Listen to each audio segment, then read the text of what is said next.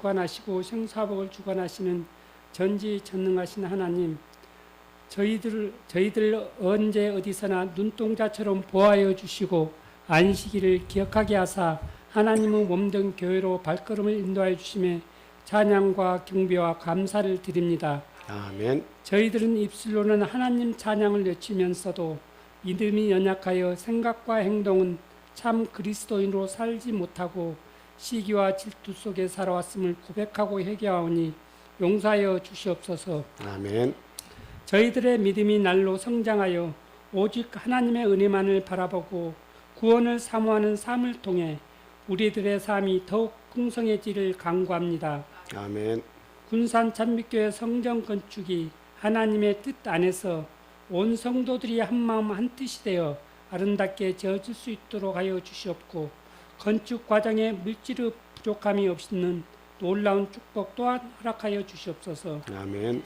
군산 찬빛교회의 아름다운 성전 건축을 통해 모든 성도들이 더욱 하나님 중심, 교회 중심으로 살아갈 수 있도록 하여 주시옵고, 전도의 문이 활짝 열려 주의 자녀로 차고 넘치는 놀라운 축복도 허락하여 주시옵소서. 아멘. 오늘 하나님 말씀을 선포하는 목사님에게 영력을 더하사 듣는 이로 하여금 생명의 말씀, 진리의 말씀으로 받아들이는 은혜가 넘치는 예배가 될 수 있도록 은혜 베풀어 주시옵소서. 아멘. 이 모든 말씀 예수 그리스도 이름으로 기도드립니다. 아멘.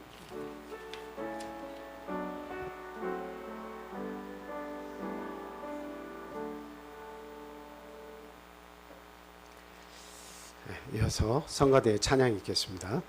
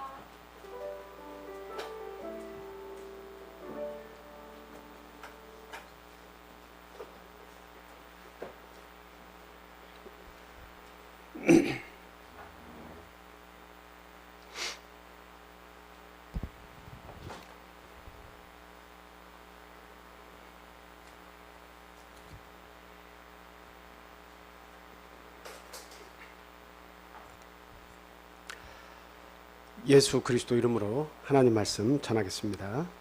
오늘 본문 말씀은 요한복음 8장 1절에서 11절까지 있는 말씀입니다. 우리 오순성 권사님께서 읽어주시겠습니다. 예수는 감람산으로 가시니라. 아침에 다시 성전으로 들어오시니 백성이 다 나아오는지라. 앉으사 그들을 가르치시더니 서기관들과 바리새인들이 음행 중에 잡힌 여자를 끌고 와서 가운데 세우고 예수께 말하되 선생이여 이 여자가 간음하다가 현장에서 잡혔나이다. 모세는 율법에 이러한 여자를 돌로 치라 명하였거니와 선생은 어떻게 말하겠나이까. 그들이 이렇게 말함은 고발할 조건을 얻고자 하여 예수를 시험함이러라. 예수께서 몸을 굽히사 손가락으로 땅에 쓰시니 그들이 묻기를 맞이 아니하는지라. 이에 일어나 이르시되 너희 중에 죄 없는 자가 먼저 돌로 치라 하시고 다시 몸을 굽혀 손가락으로 땅에 쓰시니 그들이 이 말씀을 듣고 양심의 가책을 느껴 어른으로 시작하여 젊은이까지 하나씩 하나씩 나가고 오직 예수와 그 가운데 섰는 여자만 남았더라. 예수께서 일어나사 여자 외에 아무도 없는 것을 보시고 이르시되 여자여 너를 고발하던 그들이 어디 있느냐. 너를 정죄한 자가 없느냐. 대답하되 주여 없나이다.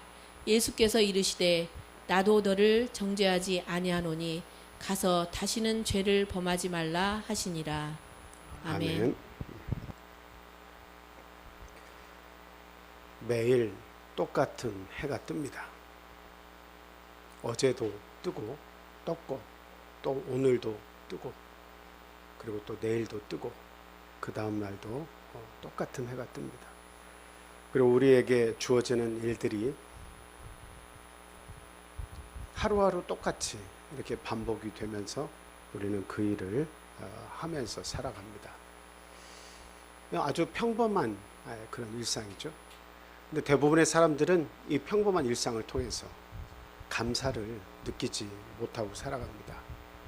오히려 감사를 느끼기보다는 밋밋한 하루하루에 대해서 나의 삶을 고통스럽다고, 그리고 또 나에게 이런 삶을 주어진 신이 있다면 그 신이 원망스럽기도 하다고 그렇게 되뇌이면서 만족하기보다는 오히려 불편해하고 안타까워할 때가 참 많습니다. 그러나 우리가 매일 겪는 이 일상의 날들이 어떤 사람에게는 가장 소중한 그런 날이기도 하고 꿈과 같은 날이기도 하고 또 어떤 사람에게는 지옥과 같은 그런 날이기도 합니다. 어떤 사람은 수면제를 놓고 이 약을 먹고 내가 죽어야겠다라고 생각을 반복하는 그런 날이기도 합니다. 어떤 사람들은 갑자기 흘러넘친 홍수로 인해서 집을 잃고 온 가족을 잃고 산사태를 통해서 울부짖으며 자기의 자녀를 흙더미 속에서 찾는 그런 사람도 있습니다. 그래서 우리가 평범한 하루라고 하는 것, 나에게 주어진 평범한 하루하루가 주어진 것에 대해서 우리는 진심으로 감사하고 감격하고 기뻐하고 살아갔는지 우리가 같이 반성해 볼 일이다 하는 생각이 들었습니다. 오늘 본문의 이야기는 여러분들이 아마 잘 아시는 그런 내용이리라 생각이 듭니다. 현장에서 잡힌 이 간음 중에 잡힌 이 한 여인을 우리 예수님께서 그 심판에서 구원하여 주시면서 그 여인에게 새 삶을 허락해 주시는 그 대목과 더불어 이 여인을 심판하기 위해 찾아온 사람들의 그 무딘 양심을 일깨워주는 그런 사건이기도 합니다. 저는 이 사건 속에 있는 이 여인의 이 꿈이 그냥 그 당시 가지고 있었던 이 여인 한 여인의 꿈에 국한되지 않고 오늘날 저 역시도 똑같은 이 꿈을 참 가졌던 사람이다라고 하는 것을 발견했습니다. 그리고 어쩌면 여기에 계신 여러분들도 이 여인이 꿈꾸었던 그 꿈을 가지고 살지도 모른다는 그런 생각을 해봤어요. 그래서 저는 이 설교 말씀을 준비하면서 너무도 한편으로는 마음이 애통하고 고통스럽지만 한편으로는 내가 예수 그리스도 안에서 산다고 하는 것이 얼마나 다행스럽고 감사한 일인가. 그리고 나를 그 일상으로 이끌어 주시고 회복시켜 주신 그 하나님의 사랑과 그 은혜가 너무 오묘하고 그리고 너무나 기적과 같다라고 하는 것을 저는 말씀드리지 않을 수가 없었습니다. 그래서 저는 여기에 계신 우리 사랑하는 성도님들께서 이 짧은 30분 40분의 설교 말씀이 뭐 그리 대단하겠습니까만 이거는 저의 말씀이 아니라 하나님께서 우리에게 주시는 말씀이고 이 말씀을 정확하게 간파하고 말씀을 들으면 우리는 하나님 앞에서 감사할 것밖에 없는 존재고 나에게 주어지는 그 일상이라고 하는 것은 하나님께서 나를 사랑하시기 때문에 나를 보호하고자 하시기 때문에 주시는 기적과 같은 하루하루의 삶이다라고 하는 것을 모두가 다 깨달을 수 있을 것이다. 저는 그렇게 생각을 합니다. 그래서 저는 이 여인의 꿈이라고 하는 것 제목을 정하면서 참 너무나 큰 위로가 됐어요. 한 여인의 꿈 할 때 여러분들은 이 사건을 지금 읽으셨어요. 그 읽으시면서 이 한 여인이 무엇을 꿈꿨을지 여러분 한번 상상해 보셨습니까? 이 여인은 무엇을 꿈꿨을까요? 지금 바리새인들과 서기관들이 이 간음 중에 이 여인을 붙잡아 왔습니다. 우리가 가장 먼저 이 여인에 대해서 알아야 되는 것은 첫 번째로는 죄로 인해 무너진 일상이다라고 하는 거예요. 죄로 인해서 무너졌다. 일상의 행복이 죄로 인해서 무너졌다라고 하는 사실이에요. 일상에서 죽음의 나락으로 떨어져 버렸어요. 하루 전까지만 해도 아니 붙잡히기 전까지만 해도 이 여인이 누렸던 자유는 뭐였어요?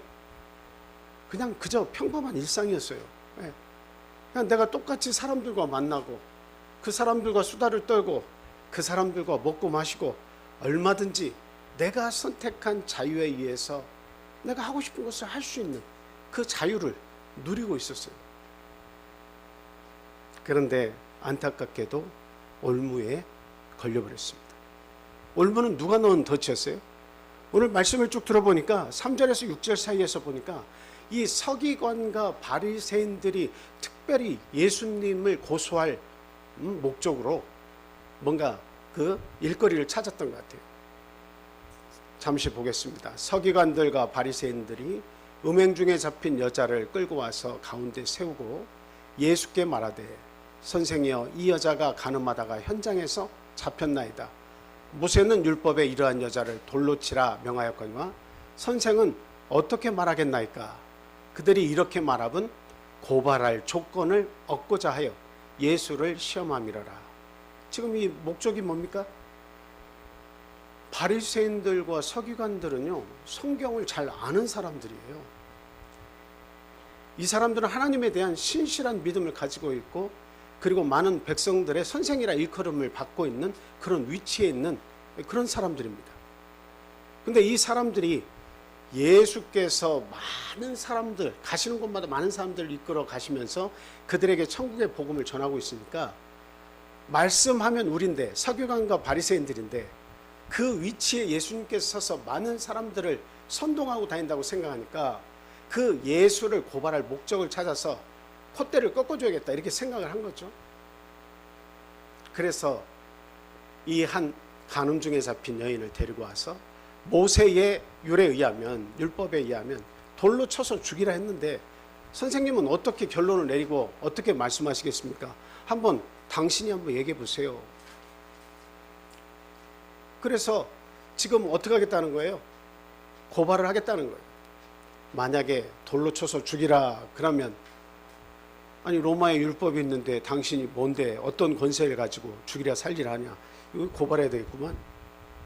그리고 만약에 죽이지 마라 그러면 아니 모세가 이런 율법에 의해서 하나님께 율법을 받아서 반포한 것인데 당신이 무슨 권세로 율법에 있는 이 말씀을 어기고 이래라 저래라 할 수 있습니까? 라고 또 이 유대 사회에서 지탄을 받고 고난을 겪게 만들 수 있는 거예요.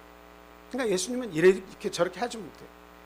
그러니까 제가 이 상황을 이렇게 보면서 성경을 알고 있다고 하는 이 무리들이, 가장 잘 안다고 하는 이 무리들이 왜 예수님께서 독사의 자식들아 라고 말했는지를 알 수 있는 대목이다. 참 유치하게 예수님을 올가매려고 지금 한 거예요. 그러니까 지금 예수님 앞에 문제를 만들어서 가져오려고 했는 이 자체가 다 어떻게 된 거예요?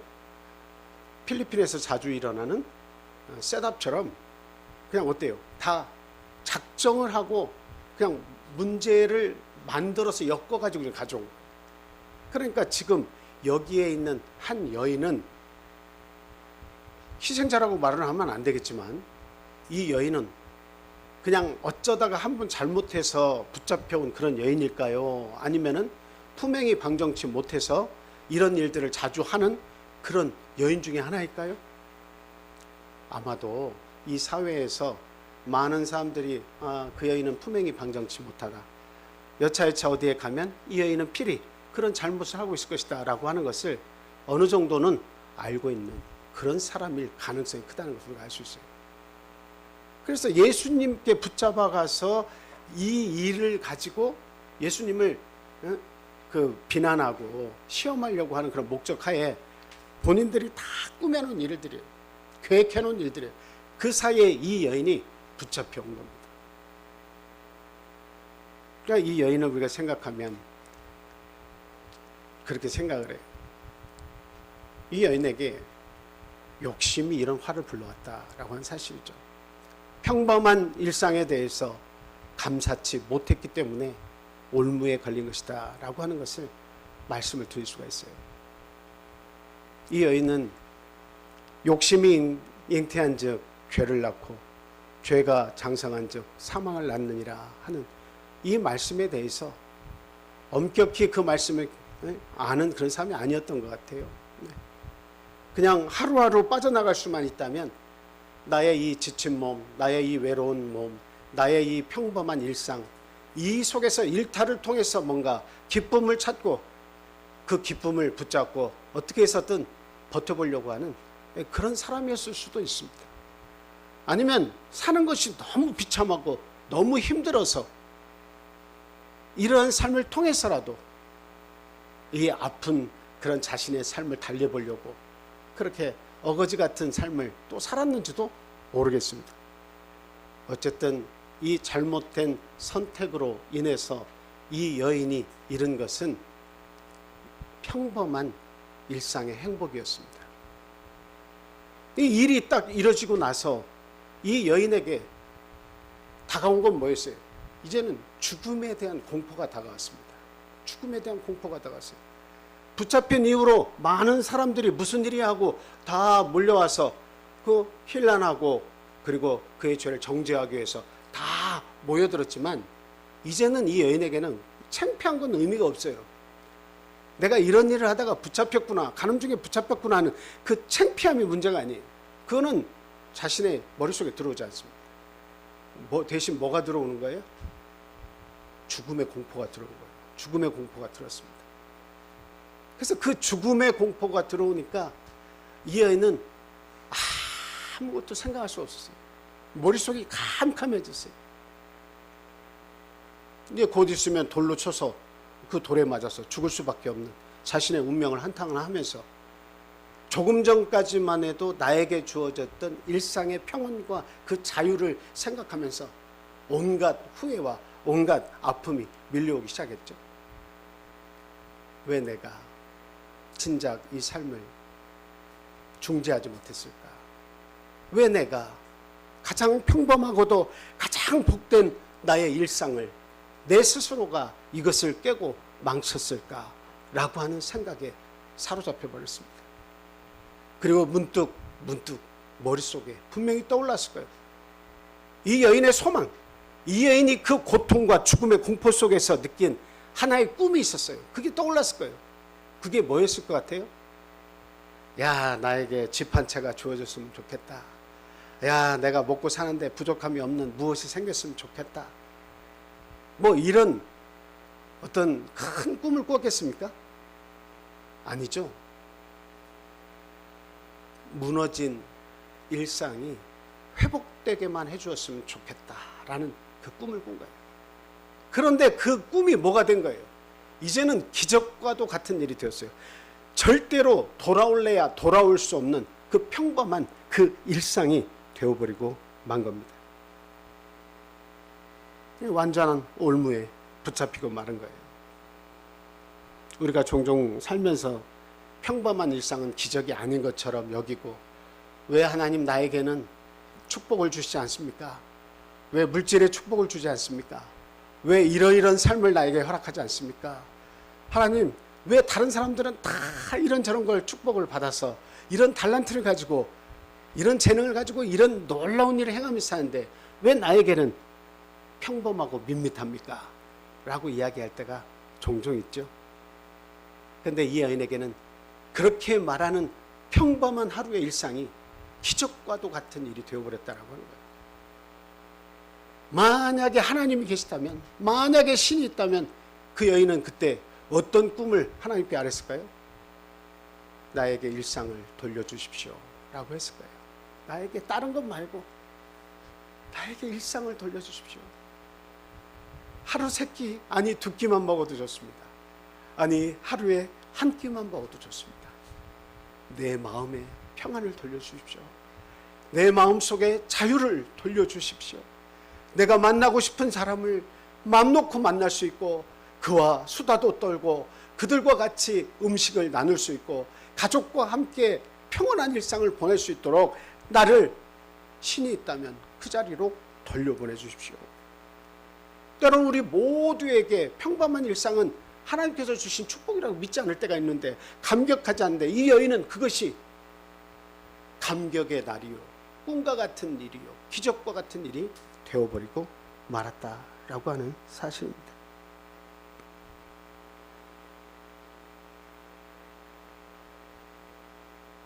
이제는 이 여인은 이 꿈을 가지고 있었지만 그 꿈을 도저히 이룰 수 없는 그런 늪에 빠져버렸어요. 모두가 쫓아오면서 이 여인에 대한 한마디 두마디 그 죄악을 가지고 이래라 저래라 하는 말들이 계속 들려왔습니다. 그러니까 그것은 귓전에서 맴돌 뿐이지 자신의 마음에 꽂히는 건 없어요. 오로지 마음에 꽂히는 것은 곧 다가올 죽음이에요. 죽음을 벗어날 수 있는 어떠한 방법도 떠오르지 않습니다. 이제는 꼼짝없이 그 고통 가운데서 죽음을 맞이할 수밖에 없게 되었습니다. 그런데 하필이면 이 바리새인과 서기관들이 이 죄인인 여인을 데리고 온 것이 어디였습니까? 저는 이게 너무도 감사하고 너무도 기적과 같은 일이라는 생각이 듭니다. 예수님께로 데리고 왔어요. 그들은 이 여인을 마지막에는 돌로 쳐서 죽였을 거예요. 정죄하고 죽일 수밖에 없는 그런 죄를 졌으니까. 그런데 하필 그녀를 데리고 온 곳이 바로 예수님 앞이었어요. 참 우리가 항상 말씀을 드리지만 예수 앞에서 산다고 하는 것, 예수 안에서 산다고 하는 것을 여러분 기적으로 하시고 사시기 바랍니다. 예수님은 세상 가운데 비밀에 속해요. 예수님을 안다고 하는 것은 결코 쉬운 일이 아닙니다. 오늘 아침 발인 예배 때도, 임집사님 발인 예배 때도 말씀을 드렸지만 모래사장에서 바늘을 찾는 것과 같이 예수님을 발견한다고 하는 것은 내 인생 몇십 년 사는 가운데 예수님을 만나고 예수님을 믿게 되는 것은 이거는 도무지 기적과 같은 일, 있을 수 없는 일. 내가 예수 그리스도께 인도받았다는 것, 예수님을 깨달아서 알게 됐다는 것, 내가 하필이면 예수님 앞으로 인도받았다고 하는 것, 이 여인처럼 그 죄 가운데 죽을 수밖에 없는데 하필이면 예수님 앞에 와 있다고 하는 것, 이것이 기적이었던 것처럼 저와 여러분들이 어떤 경로를 통해서 주님 앞에 왔든 예수 그리스도 앞에 와서 무릎을 꿇게 되었다는 이 사실은 일생일대에 감격할 만한 일이고 하나님이 주신 가장 큰 축복된 일이다 라고 하는 사실 결코 잊어서는 안 되겠습니다. 그래서 우리 예수님께서 이 여인에게 만나서 이제 그 모든 사람들 앞에서 얘기를 하십니다.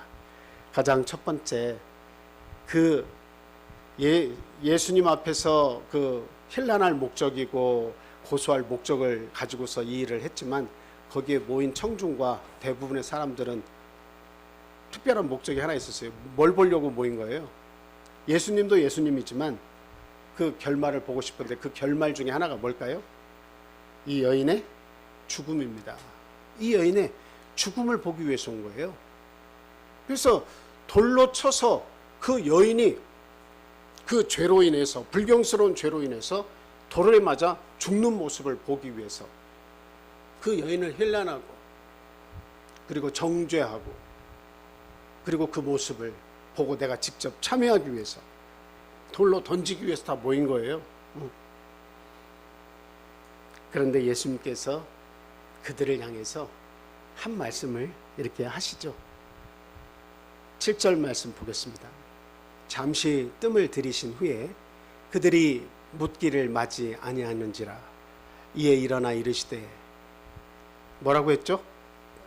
너희 중에 죄 없는 자가 먼저 돌로 치라 하시고, 돌로 치기 위해서 모인 자들이에요. 정죄하기 위해서 모인 자들이에요. 모세의 율법을 정말 잘 지키려고 하는 자들이에요. 그런데 그 자들이 돌을 뭐 다 주변에 돌들이 많으니까 이제 곧 심판이 시작될 건데 돌로 치고자 하는 그런 생각들로 모였는데 예수님께서 하신 말씀이 뭐예요? 너희 중에 죄 없는 자가 먼저 돌로 치라 이렇게 말씀하셨어요. 이 말씀을 듣는 순간 이 여인은 순간 생각했을 거예요. 이게 뭐지? 나는 죽는구나 이렇게 생각을 했는데 죄 없는 자부터 돌로 치라라고 하는 그 말씀을 하시는 순간 그녀는 감히 얼굴을 들어서 어느 누구도 쳐다볼 수 없는 그런 상황이었지만 자신의 죄 때문에 죽을 수밖에 없다고 하는 그 사실을 분명히 인식하고 있었지만 예수님의 말씀은 그 여인을 향하고 있지 않고 그 정죄하는 주변에게 향해 있었어요.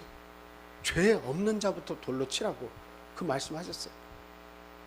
이 여인은 분명히 주변을 돌아보면서 사람들이 어떻게 하는가 둘러봤을 겁니다.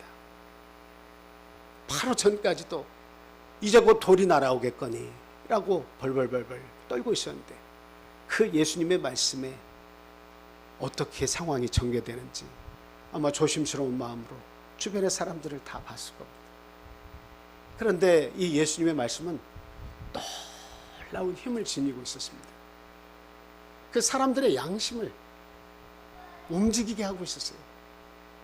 죄 없는 자부터 돌로 치라고 하는 그 말씀이 그 딱딱해지고 무뎌진 이 유대인 사회에 돌로 항상 죄를 보면 죽여야 한다고 하는 그 마음을 가진 자들에게 이 예수님의 말씀은 깊이 파고 들어갔어요. 그들의 뇌를, 그들의 마음을 찔러 쪼갠 겁니다. 그래서 나이가 많은 자로부터 젊은이로 하여금 그 순서대로 거기에서 돌아가게 이렇게 만들어놨어요. 그들은 돌로 치려고 하고 정죄하기 위해서 왔지만 예수님의 말씀을 듣고는 그 무딘 양심이 예수님의 말씀을 통해서 녹아내려서 어찌할 수 없어서 주체할 수 없어서 자신의 마음을 헤아릴 수 없고 자신이 죄인이라는 것을 깨닫고는 결코 이 여인을 정죄할 수 있는 위치가 아니라는 것을 깨닫고 다 돌아가 버렸어요. 우리 예수님은 이 여인도 사랑하시지만 누구도 사랑하세요? 거기에 정죄하기 위해 모였던 바리새인과 서기관과 정죄하기 위한 백성들도 예수님 사랑하시는 거예요. 그 양심을 바로 세워주신 거예요. 예. 주님은 이 위대한 한 말씀으로 거기에 있는 모든 사람을 다 물리쳐 주셨어요. 그리고 나서 이 여인에게 이야기했습니다. 너를 정죄하던 자들이 여기에 있느냐라고 물었습니다. 예. 8절의 말씀 보겠습니다. 예수는 8절 다시 몸을 굽혀 손가락으로 땅에 쓰시니 그들이 이 말씀을 듣고 양심의 가책을 느껴 어른으로 시작하여 젊은이까지 하나씩 하나씩 나가고 오직 예수와 그 가운데 섰는 여자만 남았더라. 여러분, 왜 나이 많은 사람부터 나갔는지는 잘 아시죠? 산 세월이 많은 사람은 때가 많이 묻을 수밖에 없어요. 산 세월이 적은 자에게는 뼈가 적게 묻는 것은 지극히 당연한 일 아니겠습니까? 그러나 젊은이도 죄가 있고 나이 많은 이도 죄가 있고 여기에 모인 유대 사회의 모든 공동체는 거기에 모인 사람이 대표가 됐을 뿐이지 유대의 모든 사람들과 오늘 이 말씀을 듣는 여기에 모인 우리 모두에게도 뭐가 있다는 사실이에요? 살면 살수록 찌든 때가 찌든 죄악이 우리의 마음속에 많이 가득하고 우리의 양심을 무디게 했다는 사실이에요. 근데 예수님께서 당신과 이 여인만 남은 자리에서 또 말씀을 하십니다. 10절 말씀 보겠습니다. 예수께서 일어나사 여자 외에 아무도 없는 것을 보시고 이르시되 여자여 너를 고발하던 그들이 어디 있느냐? 너를 정죄한 자가 없느냐? 이렇게 말씀하셨어요. 참 이 대목을 생각하면 그냥 눈물이 나는 그런 대목입니다. 그냥 감격스러운 대목이에요. 우리 예수님이 어떤 분인지를 잘 알 수 있는 대목. 예수님께서는 지금 이 여인의 부들부들 떨면서 죽음을 기다리는 이 여인, 일상을 잃고 그 여인의 한낱 꿈은 평화로운 일상으로 회복되는 것이었는데 우리 하나님은 그것을 너무도 잘 알고 계신 거예요. 이 여인의 중심을 꿰뚫고 하신 말씀이 너를 고발하던 자들이 다 어디 있느냐? 너를 정죄하는 자가 없느냐라고 물으셨어요. 이 여인은 조심스럽게 얼굴을 들고 주변을 돌아봤습니다. 주여 없나이다. 예수께서 또 한 번 말씀하셨습니다. 나도 너를 정죄하지 않는다 라고 말씀하시면서 다시는 이와 같은 죄를 짓지 말라고 말씀하셨어요. 저는 이 대목을 보면 우리 예수님의 이 마음은 너무도 바다와 같다라는 생각을 해요. 어떤 찌꺼기가 들어와도 어떤 불순물이 들어와도 어떤 더러운 오물이 들어와도 그것을 다 삼켜서 결국은 정화시키고 그리고 바다의 생물들이 그냥 다시금 일상을 회복하고 그 더러운 것에서 다시 자유함을 느낄 수 있도록 품어주시는 그 넓은 바다와 같은 우리 예수님의 마음을 깨달을 수 있게 됩니다. 우리 예수님이 이 여인에게 해주신 것은 다른 것이 아니에요. 이 여인이 꿈꾸었던 일상으로 돌아갈 수 있도록 회복시켜 주세요. 그러나 우리가 알 것은 이 여인이 되돌려받은 이 일상이라고 하는 것은 이전에 감격스럽지 못하고 이전에는 무엇이 다 부족하고 원망스럽고 힘겹기만 한 삶이었다고 느껴서 어쩔 수 없는 선택을 통해서든지 아니면 자신의 욕심을 통해서든지 그러한 잘못된 길로 들어섰겠지만 그러나 예수님께서 그 여인에게 일상을 회복시켜 주셨을 때 이 여인이 다시금 받은 그 일상이라고 하는 것은 이 여인에게 어떻게 다가왔겠습니까? 인생 최고의 순간이요. 인생에 있어서 가장 감격스러운 순간이요. 내 인생 일대에 있어서 절대로 잊을 수 없는 순간이 되었다는 사실이에요. 그저 평범한 일상으로 돌려보내 주셨는데 그 평범한 일상이 이 여인에게는 가장 감격스럽고 가장 기쁨의 날이고 축제와도 같은 날, 잊어버릴 수 없는 날, 그리고 그 가운데 예수님을 만났던 이 사실은 이 여인의 삶을 송두리째 바꿔놔 버렸다고 하는 사실이에요. 저희들이 어느 날 예수님을 믿는다 하면서 한 세월이 몇 년입니까? 저도 참 목회자로서가 아니라도 그냥 어머니 뱃속에서 나오면서부터 믿음 생활을 시작했다고 하고 지금 수십 년의 시간을 이렇게 보냈지만 그 예수님을 제대로 만나는 것이 얼마 되지 않았어요. 그냥 예수님을 만날 때마다 조금씩 알아가는 거예요.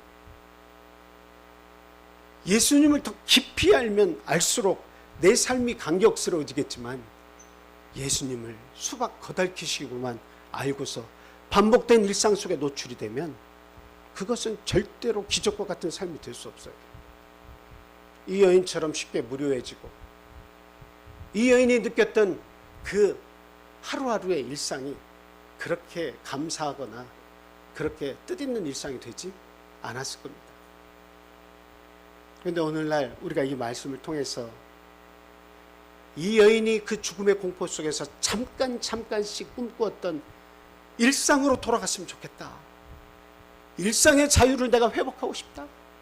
만약에 나에게 한 번의 기회가 더 주어진다면 나는 결코 이런 삶을 살지 않겠다 하면서 그 꿈꿨던 그 삶을 예수 그리스도를 만나고 나서 회복받았을 때에 이 여인은 아마 예수님께서 돌아가거라. 너를 정죄하는 자들이 아무도 없지? 나도 너를 정죄하지 않는다 하면서 돌아가라고 했을 때, 일상으로 돌아가 계셨을 때 아마 예수님이 보이지 않는 어떤 공간으로 들어가서 그녀는 어떻게 했을 것 같아요? 성경에는 기록이 되어 있지 않지만 제가 그 여인이 됐다 할지라도 그녀는 뛰었네, 춤추었네, 막 소리를 지면서 자신이 호흡을 이렇게 하면서 내가 이 일상을 다시 누리는구나. 내가 이 공기의 이 깊은 맛을 내가 다시 느끼는구나. 과거에는 그거 감사치 못했는데 똑같은 공기를 마셔도 똑같은 오늘 어제 다 똑같았는데 뭐 특별한 게 있어요? 그러나 자기의 죄를 정확하게 깨닫고 나서는 그 공기도 감사하고 나를 맞이하는 사람의 얼굴도 감사하고 내가 행할 수 있는 그 자유로운 일상이 하나하나가 다 소중하고 감사한 일상이 되었다라고 한 사실이에요. 우리 예수님은 우리들에게 거창한 것을 주시기도 하지만 가장 중요한 것은 우리의 일상을 지켜주시는 분이시다라고 하는 거예요. 앞을 못 보는 자에게는 오늘과 같이 따스한 햇빛이 비치는 이러한 광명한 날이 흑암의 날이요, 빛이 없는 날이요, 앞날에 기쁨이 없는 평안한 자기가 겪고 있는 어두운 날의 반복이지만 만약에 그에게 눈을 띄워줘서 일상이 제공이 된다면 그 앞을 못 보는 자에게는 기적의 날이 되는 거 아닙니까? 죽음의 공포 속에서 또 병든 속에서 몇십 년의 세월을 지닌 자에게, 앉은 병자에게, 말을 못한 자에게 우리 예수님은 찾아다니면서 그들에게 회복시켜 주는 것은 일상을 회복시켜 주신 거예요. 일상을. 그런데 오늘날 우리들은 얼마든지 이 일상을 자유롭게 느끼면서 살고 있는 거예요. 일상을 다 누리면서 살고 있어요. 그럼에도 불구하고 우리는 불평하고 우리는 원망하고 아직도 뭔가 불편하다고 이야기하고 아직도 뭔가 부족하다고 이야기하고 있어요. 그렇게 말하면서 산 증인들이 저 그리고 우리 가운데 있다라고 한 사실이에요. 우리 주님을 만나고 또 만나시기 바랍니다. 우리 예수님을 찬양하시기 바라요. 이 여인은 자신이 자기의 집에 돌아와서 끊임없이 반복적으로 얘기했을 거예요. 뭘 얘기했을까요? 예수님 감사합니다. 예수님 감사합니다. 예수님 감사합니다. 내 꿈을 들어주신 예수님 감사합니다. 예수님 감사합니다. 이 이야기를 아마 수도 없이 반복적으로 되뇌었을 거예요. 그러면서 그 여인의 삶은 분명히 저는 새롭게 변화되었다고 믿어요. 왜? 예수님이 그녀에게 기적과 같은 삶을 돌려주셨기 때문에 우리 주님은 마태복음 11장에서도 우리에게 말씀하시죠. 수고하고 무거운 짐진 자들아 다 내게로 오라. 내가 너희를 쉬게 하리라. 이렇게 말씀하십니다. 우리 주님의 그 깊은 속뜻을 우리가 깨달아 알기를 원합니다. 내가 오늘 하루 이렇게 느낄 수 있는 자유의 삶과 평온한 일상은 거저 주어진 것이 아니라 하나님께서 우리를 사랑하시기 때문에 주시는 것이라는 사실을 우리 모두가 깨닫기를 바랍니다. 그리고 예수님을 만났다고 해서 그 한 번으로 족한 것이 아니라 예수님을 만나고 또 만나고 또 만나고 또 만나서 우리 예수님이 주시는 나를 향하신 귀한 뜻이 얼마나 크고 위대한가라고 하는 것을 예수님을 만날 때마다 깨닫기를 바라요. 그래서 우리는 이 예수님의 치료의 광선과도 같은 이 여인에게 주신 말씀을 나에게 꼭 적용시켜 보시기 바라요. 허망한 내 삶 속에 일상에 이루어지는 많은 일들이 기적과도 같다는 사실, 하나님의 가장 큰 축복이 녹아있다고 하는 사실을 우리가 아시고 내 주변에는 건강한 가족들이 있고 그리고 내 사랑하는 남편과 아내가 있고 내 자식들이 있고 그리고 사랑하는 성도들이 우리를 위해 서로 기도하고 있다고 하는 사실을, 또 내가 만나는 아주 사랑스러운 이웃들이 주변에 많이 있다고 하는 사실을 우리가 알고 참으로 그 모든 소중함에 우리가 감사드릴 수 있어야겠다, 그런 말씀을 드립니다. 마지막 말씀 한 구절 찾아볼게요. 요한복음 말씀 보겠습니다. 요한복음 8장이죠. 31절부터 36절 말씀 보겠습니다. 요한복음 8장 31절부터 36절 읽어주시기 바랍니다.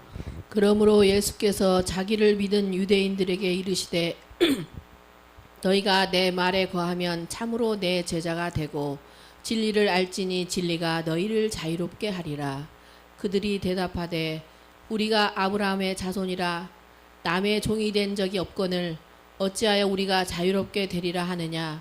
예수께서 대답하시되 진실로 진실로 너희에게 이르노니 죄를 범하는 자마다 죄의 종이라. 종은 영원히 집에 거하지 못하되 아들은 영원히 거하나니 그러므로 아들이 너희를 자유롭게 하면 너희가 참으로 자유로우리라. 아멘. 아멘. 우리가 죄를 범하면 죄의 종이에요. 종은 집에 들어갈 수 없어요. 그러나 하나님의 아들이신 예수 그리스도는 집에 거하는 분이에요. 근데 그 주인이 나와서 우리에게 자유를 선포해 주십니다. 너희에게 일상을 다시 준다, 이 말씀이에요. 너희를 옥죄었던 죄의 고통과 죽음에 이르는 그 고통과 멍해를 나에게 맡기고 내가 너희를 쉬게 하고 너희를 자유케 하겠다라고 오늘날 우리에게 말씀을 주십니다. 오늘 예수 그리스도 앞에 나온 저와 여러분들은 우리의 삶 속에서 내가 느끼게 된 무거운 짐들, 그 멍해를 우리 하나님께 온전히 이 시간 다 내어놓으시기 바랍니다. 그리고 진리가 너희를 자유케 하리라는 그 말씀 속에서 진정한 자유를 여러분들이 찾기를 바라요. 그리고 일상을 내일부터 맞이할 때, 새로운 일상을 맞이할 때마다 어때요? 예수님의 소중함과 나에게 이와 같은 햇빛과 바람과 날씨와 내 자녀들과 소중한 아내와 남편과 나의 이 일상을 주신 하나님에 대해서 찬양하고 감격해하며 감사하고 기뻐하는 그런 삶을 사시기를 예수님의 이름으로 축원을 드립니다. 우리 함께 기도하겠습니다. 할렐루야. 사랑과 은혜가 충만하신 우리 주 예수 그리스도 이름으로 기도합니다. 우리를 십자가의 죽음으로 우리의 모든 죄를 당신이 직접 담당해 주시고 죄가 동해서 서가 먼 것 같이 우리의 죄를 멀리 떨어뜨려 주시고 다시 만날 수 없게 해주신 우리 하나님, 진심으로 감사합니다. 날마다 우리에게 주어지는 일상을 보며 감사치 못하고 오히려 부족하다고 되뇌었던 저희의 삶을 하나님 부끄러운 마음으로 고백을 합니다. 하나님께 항상 특별한 이벤트만을 바라고 하나님께서 특별히 좋은 것을 주시기만을 바랬던 어리석은 저희들을 주님 용서해 주시옵소서. 일상이 이토록 행복하고 일상이 이토록 감격스러운 날인지 알지 못하고 살았던 지난 날들을 하나님 참으로 회개하오니 저희들에게 진정한 깨달음을 주셔서 당신에 대한 감사와 고마움을 알게 하시고 당신이 허락하신 기적과도 같은 하루하루에 감사하며 살 수 있는 저희 하나님의 아들, 딸이 다 될 수 있게 주님 도와주시옵소서. 우리들의 생명을 지켜주시고 우리의 가정을 평안으로 인도해 주시고 어떤 역경이 와도 그 역경 속에서 살 수 있는 길을 항상 내어주시는 하나님, 우리 그 하나님 앞에 항상 나아가서 당신을 만나기 원합니다. 우리를 치유해 주시고 우리에게 모든 좋은 것을 아낌없이 주시는 우리 예수님이 우리의 일상뿐만이 아니라 더 좋은 것을 준비하고 계심을 믿게 하여 주시옵소서. 오로지 우리 주님이 우리의 모든 죄를 대속하셨을 뿐만이 아니라 우리의 미래까지도 책임지고 계시다는 사실을 넉넉히 알게 주님 우리의 믿음을 세워 주시옵소서. 이 귀한 안식일을 저에게 허락하셔서 우리의 고통받는 양심에 하나님께서 진리를 통해 자유를 선포해 주시고 우리 마음 가운데 넓은 바다와도 같은 우리 예수님의 생각과 뜻이 들어오게 하시니 주님 감사합니다. 우리의 딱딱해진 마음, 굳어진 우리의 양심을 당신의 말씀을 통해서 부드럽게 하여 주시고 옥토와 같이 만들어 주셔서 하나님의 말씀을 받을 때마다 아멘 하는 심령을 허락해 주시옵소서. 하나님의 말씀이 내 발의 길이요 진리라고 하는 사실, 내 발의 등이라고 하는 사실을 밝히 알고 그 말씀에 순종하고 그 말씀을 붙잡고 살아가는 우리 사랑스러운 참빛교회 성도 다 될 수 있도록 주님 지켜주시옵소서. 이 자리에 같이 참석하지 못하고 떨어져 있는 우리의 가족들이 많이 있습니다. 특별히 오늘 애통해하며 마지막 발인 예배를 마치고 가족들이 마지막 어머님을 모시고 가는 그 길이 있습니다. 하나님 고통받고 여러 가지 애통해하는 그 마음을 위로해 주시고 멀리 떠나 있어서 이 귀한 안식일에 우리와 함께하지 못하는 우리의 성도들, 또 아직 하나님을 알지 못하는 그와 같은 우리의 가족과 이웃들, 하나님 그들의 영혼을 하나님께서 불쌍히 여기시고 또한 지켜주시기를 간절히 소망합니다. 항상 저희 참빛교회를 사랑해 주셔서 진리의 말씀으로 우뚝 서게 하시고 이 하나님의 전을 통해서 죽어가는 많은 영혼들이 구원받을 수 있는 그런 기회들을 저희들에게 허락해 주시기를 또한 간절히 소망합니다. 항상 우리 그리스도의 은혜와 하나님의 사랑과 성령의 교통하심이 우리 성도들의 일상의 평온함을 지켜주시기를 간절히 사모하며 예수 그리스도 이름으로 감사하며 기도합니다. 할렐루야. 아멘. 우리 찬송하시겠습니다.